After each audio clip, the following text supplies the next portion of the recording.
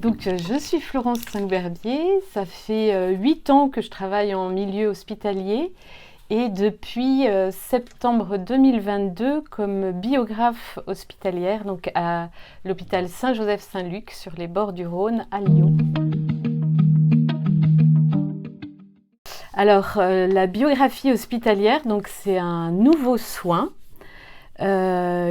qui consiste à proposer à des patients qui sont atteints de graves maladies, souvent en situation palliative, de raconter leur vie. Donc c'est une proposition qui est gratuite. C'est un travail vraiment en lien, en interdisciplinarité avec le service de soins, c'est-à-dire que je vais voir les soignants, leur demander si parmi les patients qui sont hospitalisés, il y en a qui seraient intéressés par le récit de leur vie. Donc c'est eux qui m'aiguillent vers telle ou telle personne. Et donc je propose aux patients d'écrire sa vie. Et ensuite, il y a tout un travail de réécriture pour passer de l'écrit à l'oral, mais tout en gardant vraiment la musique de la personne, sa façon de parler, peut-être ses tics de langage, ou vraiment rester au plus proche de sa parole.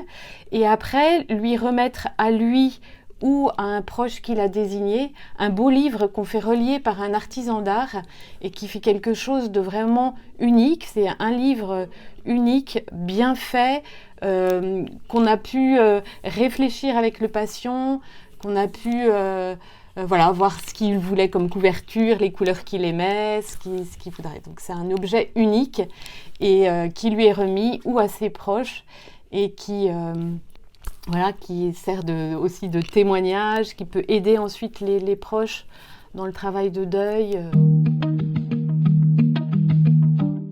J'ai fait un bilan de compétences parce que je quittais un emploi et j'avais vraiment le désir de rester dans le milieu hospitalier.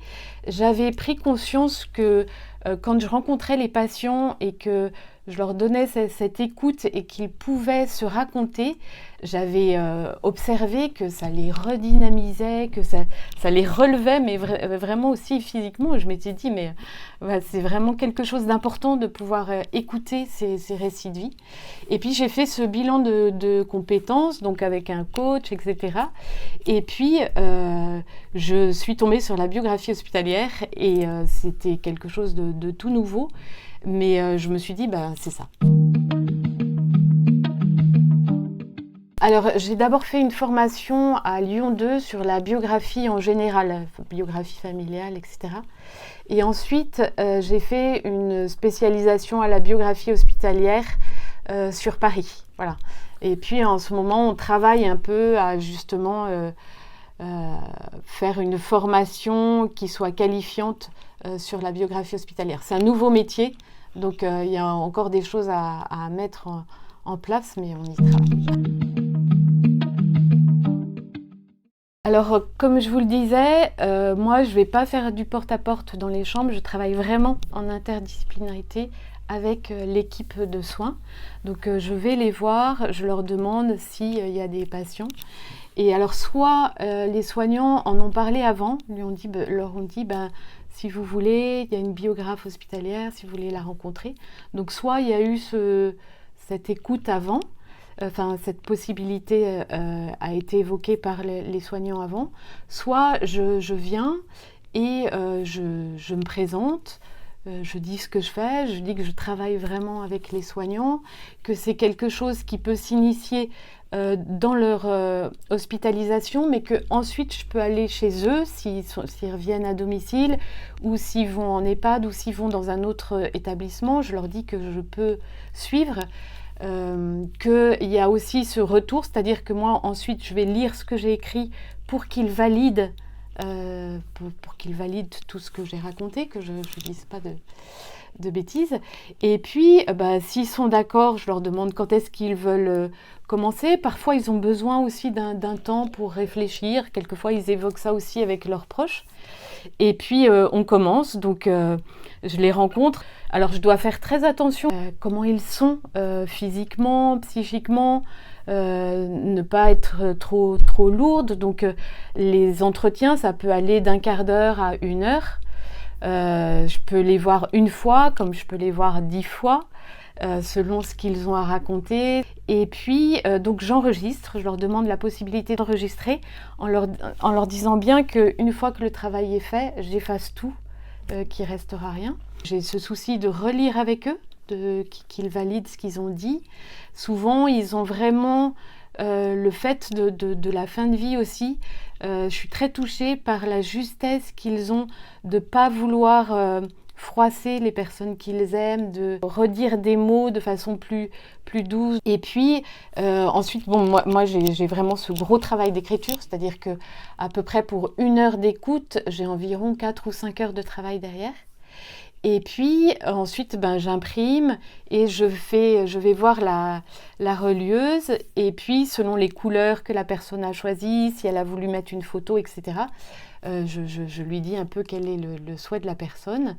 Et puis, j'ai le livre. Donc après, soit je peux le remettre au patient, soit je le remets à un proche qui l'a désigné.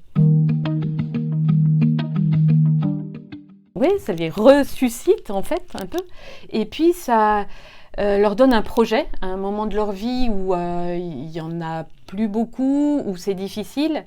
Ça les réunifie aussi parce que parfois la maladie, ils vont faire des analyses à un endroit, ils voient tel médecin, ils en voient un autre.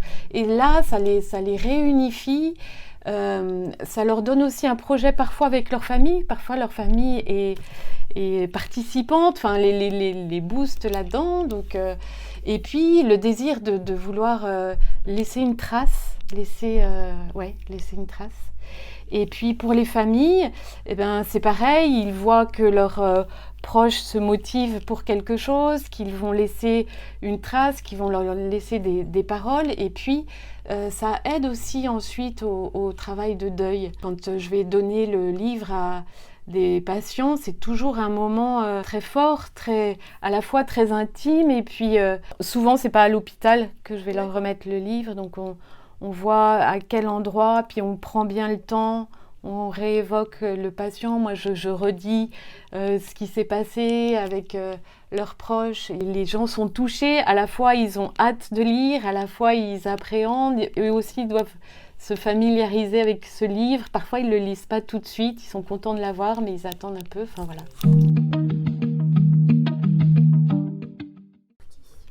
Alors, il y a beaucoup d'histoires qui m'ont marquée parce que je suis toujours très touchée déjà par la confiance qui m'est faite. C'est vrai que c'est des personnes que je ne connaissais pas et qui me racontent leur vie. Donc, c'est toujours très touchant et je suis marquée par toutes les histoires de ceux que j'ai rencontrés.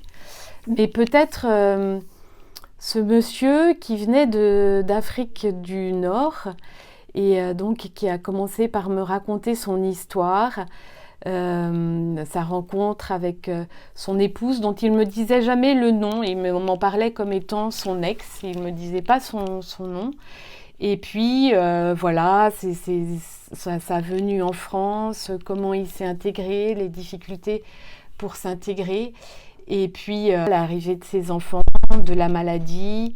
Et j'étais très touchée parce que ce monsieur, il me disait souvent des paroles en off, mais il me disait non, ça vous le marquez pas parce que il y a des gens des proches, surtout un de ses enfants, de relire ça va la contrarier. Donc je vous le dis, mais vous le notez pas. Et puis il avait toujours ce souci de ne blesser personne et d'être très juste. Et donc, il était hospitalisé et je me suis dit, tiens, je vais lui donner le livre au moment de Noël, il était fait, donc j'allais pour lui remettre et je me suis dit, en même temps, ça va être quelque chose comme il voulait le remettre à ses enfants, qu'il va pouvoir donner à ses enfants au moment de Noël, etc. Et donc, je vais voir la soignante et puis je lui dis, voilà, je vais remettre le livre de Monsieur Untel et elle me dit « Ah oui, bah, tu sais, Monsieur Untel, il y a un grand événement lundi, il va se marier. » Je lui dis « Ah bon ?» Et c'était étonnant parce que, oui, je fais un petit flashback. La fin de son livre, il s'adressait à ses enfants, il leur disait tout l'amour qu'il avait pour eux, il leur disait « C'est la vie, c'est comme ça, il n'y a qu'une chose que je ne pardonne pas, je ne pardonne pas à vos grands-parents parce que le divorce, c'est à cause d'eux. » Et donc, il y avait ça qui ne lui ressemblait pas dans sa manière de dire les choses parce que c'était quelqu'un qui, au contraire, était très sensible à ne blesser personne. Mais ça, je lui dis, mais vous êtes sûr que vous voulez marquer ça? Il dit, oui, je pardonne pas, je pardonne pas le fait qu'il soit responsable de notre divorce. Bon. Et puis, cette soignante me dit, bah oui, lundi, il se marie. Donc, je vais le voir et puis je lui dis, ben, monsieur, j'ai votre livre. Il dit, ah oui, ben en fait, un tel m'a demandé pardon, j'ai tout pardonné, je vais me remarier avec mon épouse lundi à l'hôpital. Je dis, waouh, ça, j'étais extrêmement touchée et il m'a dit, ben donc, il faut tout changer. Déjà, je ne parle plus de mon ex, vous dites son nom et puis à la fin, vous mettez, j'ai tout pardonné. Et le mot d'amour à ses enfants. Voilà, donc ça a été vraiment un témoignage qui m'a beaucoup bouleversée, oui, c'est vrai. Et chaque histoire, même des histoires toutes simples, sont extrêmement touchantes. Je pense qu'il faut être délicat, il faut avoir une grande capacité d'écoute, selon comment le patient se sent. Justement, il faut être très attentif au patient, savoir se retirer quand on le sent fatigué ou s'il a de la famille qui vient, etc. Et savoir travailler en interdisciplinarité avec l'équipe soignante, savoir aussi parfois dire aux patients, bah, vous savez, il y a une psychologue, là je vois qu'il y a beaucoup d'émotions, peut-être la rencontrer, parfois pouvoir alerter sans aller forcément dans l'intime de ce que le patient nous a dit, mais savoir travailler en interdisciplinarité, savoir aussi relire sa pratique, la supervision est très importante, savoir aussi pouvoir fonctionner avec d'autres biographes, se parler entre nous, voilà, être attentif aussi, comme je vous le disais, au non-verbal, au silence, savoir respecter les silences, enfin voilà, il y a pas mal de... Déjà, moi je voudrais rendre un peu hommage aux soignants qui m'ont accueilli dans ce service parce qu'en fait, ils ne connaissaient pas du tout la biographie hospitalière, c'était un nouveau métier et ils se sont vraiment investis dans cette proposition et je suis très touchée par leur attention aux patients et à proposer aux patients ce travail-là et à me rencontrer, et à me dire un tel, enfin, à travailler ensemble.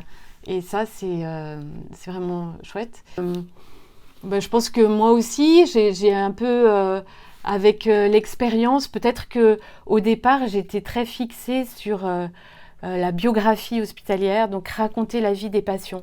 Et puis, les patients m'ont fait aussi évoluer. J'ai été voir un patient qui m'a dit « Non, mais moi, raconter ma vie, non, ça ne m'intéresse pas.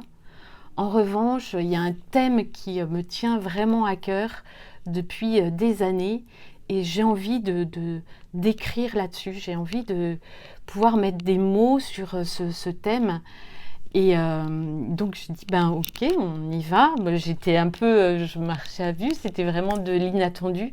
Et en fait, à travers ce thème, il s'est quand même beaucoup dit lui-même, mais il a fait un récit qui est magnifique et qui a été un peu sublimé aussi par le travail artistique de la relieuse. Donc voilà.